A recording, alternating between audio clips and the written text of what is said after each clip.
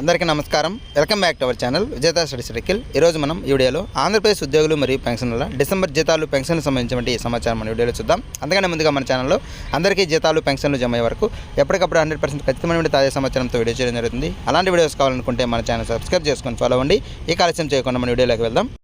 ప్రతి నెలలాగా మనకి 18 నుంచి 25 తేదీ వరకు బిల్ సబ్మిట్కి అవకాశం ఇచ్చారు. మనకి ఎప్పుడైతే ఈ బిల్లు తొందరగా సబ్మిట్ చేసి ఎవరైతే తొందరగా ఎస్టీఓ ద్వారా అప్రూవ్ అవుతారో వారికి తొందరగా జీతాలు జమ అవుతున్నాయి.